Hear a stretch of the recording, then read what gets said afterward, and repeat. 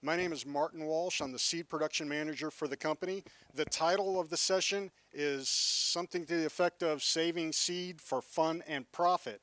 And if you've stayed for this, that means you have an interest in saving seeds. Either you love to do it, or probably you have an interest in the possibility of selling seeds to Baker Creek Seeds. One part of the flyers that went out, Jared Gettle told the person that developed the flyer to put in the flyer Martin Walsh, seed expert. And I think that is a grand overstatement. I'm not a seed expert by any sense of the imagination, but I am joined by a seed expert, a legendary seed and food expert, Mr. William Woys Weaver. Would you please welcome Mr. Weaver to the event?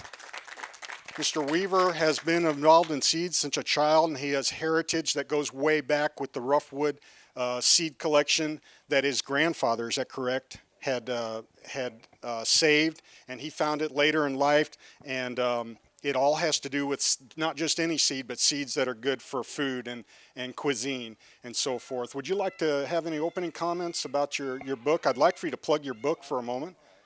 I have over in the next tent copies of Heirloom Vegetable Gardening. The background of this book is kind of interesting because I was taking care of the seed collection at Roughwood. That's the name of the property where I live. And my literary agent came over one morning and said, "What are you doing?" I said, "I'm taking notes because I'm growing heirloom vegetables, and there are no profiles with these. I don't know whether I've got the Riss or sickle pea until I find out, does it have white flowers, how many peas per pod, all that kind of thing." So I was creating field notes, and she said, "You know, there are a lot of people out there who would like to know this information." So I said, "Well, fine, but this is my personal, I don't share my toothbrush with the world, you know."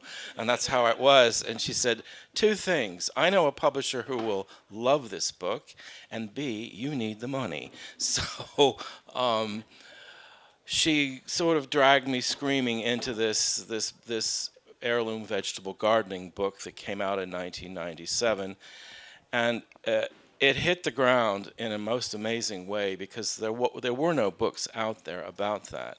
So what this book basically did was give the histories, the profiles of some of the key or most popular heirloom vegetables that were out there, how to grow them, in other words, the seed-saving part of it, and some comments about their culinary value.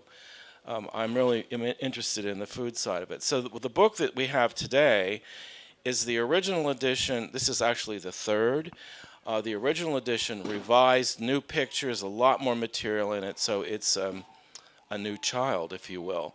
And I did all the new photography for it. Yeah, so let's hold that it. thing up and show them beautiful cover. If you haven't got to see this yet, folks, you can get it discounted today for $25. It's regularly $40, and it is a reference that you want to have. It's beautiful. There's a lot of intent goes into it. We got one over here. You should get it autographed while you're here, by the way, and good opportunity for that. So I really strongly recommend that anything this gentleman writes, which he's got a number of publications out there, you know, that you even grab onto them. Thank you for those comments.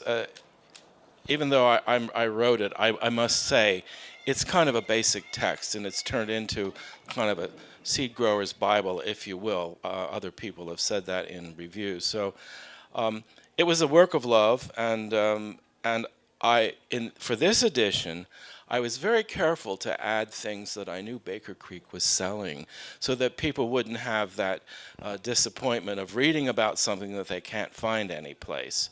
So this sort of overlaps with our collection, but it also is a little bit of good PR for Baker Creek. Because and it lends itself also to the grower program and the success of growers. By the way, I'd also like to introduce to you our other panelists today, and this is going to be a very informal session. I have very little that's pre-prepared, okay? That's the only image that I brought for you. It's going to be informal. Going to tell you a little bit about the grower program and share some comments and thoughts and open it up for questions and comments from you all. Would you welcome Jan Stone, please? Jan, they just applauded for you, and they don't know a thing about you. Jan works for Monsanto. You all just clapped for Monsanto. No, I'm just teasing. I'm very proud. Jan Stone is one of our growers from the state of Georgia, the great state of Georgia. She's been growing for us for a number of years. top-notch grower. I can always depend upon Jan's quality that she sends back to the company. And I never have to worry about it. And she's also extremely flexible. And those are two big traits that I look for in the seed production program, is sending back quality and also being willing to take on stuff that might not be the best quality of seeds that I start her with, or maybe the best quantity of seeds. The nature of our program, being a rare seed company, is that somebody might submit to us seeds that they found in a locked trunk that they opened up after 100 years, and it's got a note in there that says some magnificent story to it, but the seeds are very old, and they're some of them are disintegrated, and there's just a little bit left, and it might be all I have to send to a grower to get it started. And growers have to be willing to work with a little bit of that. So flexibility and then high standards for quality, and I get that out of Jan Stone. So she's been growing for us for a number of years. This year she's taken on the in addition to her own robust contract that she has, another property management, and looking to add more. So it's working out quite well for Jan. So I want to tell you a little bit about our program, and then I'll ask these two a few questions, and then open it up for questions for all of us from any of you that would like to ask questions. The seed production program here at Baker Creek Seeds, we've got about 200 growers presently that are producing around 700 varieties for us. We also have about 45 to 50, give or take, commercial sources that each of them have their own list of growers that are producing seeds for us. So we might have hundreds of people producing seeds for us in a given year, or that are some of them directly, like Jan, that are directly producing seeds for us, and others indirectly because they produce for their company that sells seeds to us. But to get 2,000 varieties in our catalog, that's what it takes, a lot of effort. And we frequently are asked to, what's it take to be a grower for Baker Creek Seeds? I've got growers that are novice growers, first-time gardeners, that have a small plot in their backyard, all the way up to growers that have major acreages of organic operation, okay? And then I've got growers in skill level that are, like I said, first time, unskilled, they haven't done this before, all the way up to people that have been growing for many decades, some as many as 7, 8 decades, 70, 80 years. And then I've got growers who earn less than $10 a year from us, to growers that make over $10,000 a year. Growing seeds and selling them to Baker Creek Seeds. So we have a very dynamic program and a broad range of different levels and interests. One of the biggest things that you have to have in being successful, though, whether it's on a small scale or large scale growing seeds for us, you have to want to do it. I get called not infrequently, and people ask and say, hey, I just got this piece of ground and it's vacant. I'm trying to figure out ways to make money on it. And it's okay to ask that question. I have the same kind of question as what I can do. So you have to call up people and explore the possibilities, right?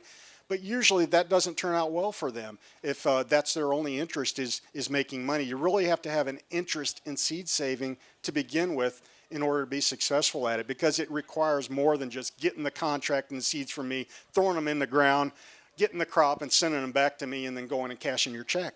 There's more to it than that, isn't there? In fact, earlier, Jan, we were looking at some of our seed processing equipment, and I told you about, I made one comment, and you said something about when you get something from us that's new, you always research it, right? Yeah, I research everything. When I get a new variety or any type of seed that I've never done anything with or know nothing about, I get on and research on the computer everything I can find out about it. It's a good way to learn. And then if I still uncomfortable, I'll call Martin and ask him. And sometimes he tells me, I don't know. And I do tell them that sometimes. You know, there's certain things that we get in that we just don't have much information on and background on, and we're relying upon the growers. So they actually become part of our team of information. Sometimes I have to quiz the grower on cultivation of the crop that they produced. Sometimes we actually have to have them ship samples back to us for us to photograph. So in other words, we sometimes accept submissions into our catalog based upon the story and the history behind it, as much as based upon the crop.